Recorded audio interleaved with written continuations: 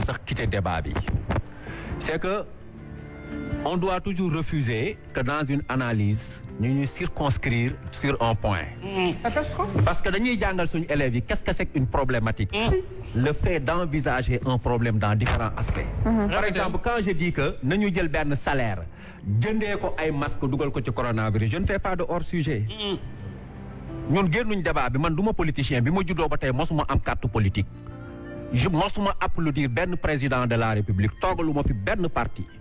loolu dama bëgg mu leer yow da nga posé benn question nga ne comment faire pour combattre le coronavirus xam nga coronavirus bi ni ñu koy xeexee dafa dépendre ci li ñu doon xam nga Chine nan la convaincre nan la vaincre coronavirus parce que Chine dafa am loo xam ne yàlla dafa ko mayu ko Sénégal mayu ko Amérique mayu ko kenn muy la discipline citoyenne.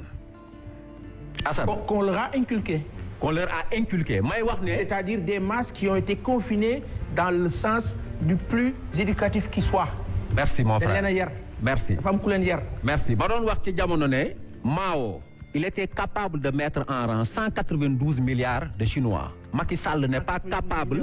92 millions. Macky Sall n'est pas capable de régler l'APR. Abdoulaye Wade n'a pas été capable de régler le PDS. dañoo yaru ci loolu. Chinois yi loolu lañ am ñu vaincre ko coronavirus.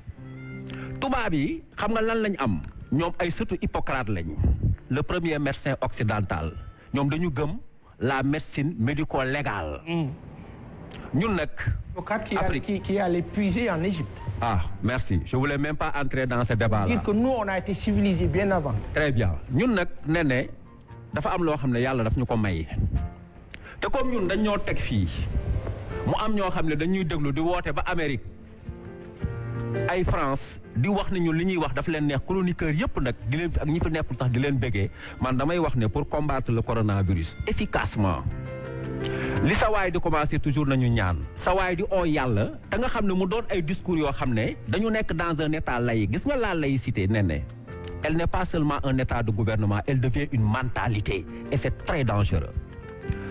Serigne Cheikh da doon wax mu ne la laïcité est mauvaise parce que dès le début on a mis Dieu entre parenthèses. Macky Sall wax na ay mesures am ba pare tuddul ci sax yàlla. Peut-être que c'est le président d'un état laïque mais il n'est pas le fils d'un peuple laïque. man ñett rek laa ci xam moom laa bind envoyé ko suma élèves yi di ko partager ak Sénégal yi ma ne leen 1 il faut demander secours à Dieu.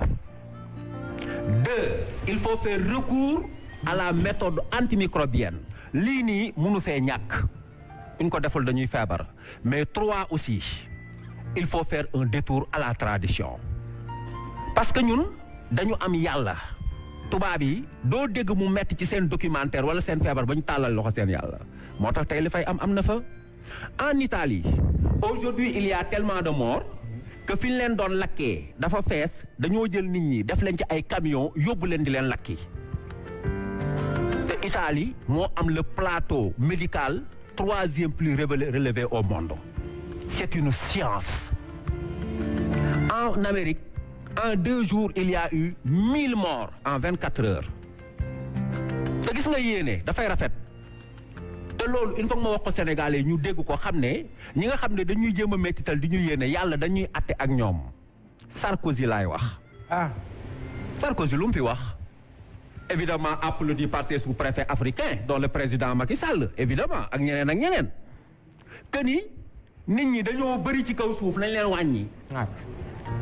mais nit ñi nan lañ bëree ci kaw suuf nan yow àll Tamba bi àll Guinée bi àll Mali bi kenn dëkku fi Sarkozy mu ne moom lu muy proposer mooy ñu am un organisme qui contrôle les naissances ndax nit ñi wàññeeku yàlla indi coronavirus du dafa bëggoon nit ñi wàññeeku en tout cas ñoom ñu ngi wàññeeku yéene wuñ ko le peuple français yéene wuñ ko kenn parce que ñun ay jullit lañ ay intellectuel lañ mais li may wax ñi ñuy déglu mooy yéene dafa war a rafet.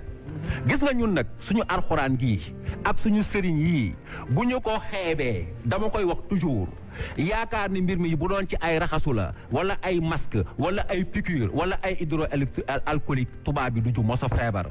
nañu ñaan yàlla guddi ak bëccëg di déglu suñu maam yi nañu dellu ci li nga xam ne moom la Iran Ndaw di oowee garabu tubaab yi ba pare di dellu ci maam yi. Sëriñ Fallou Mboup suma xarit la. Je termine par là nene.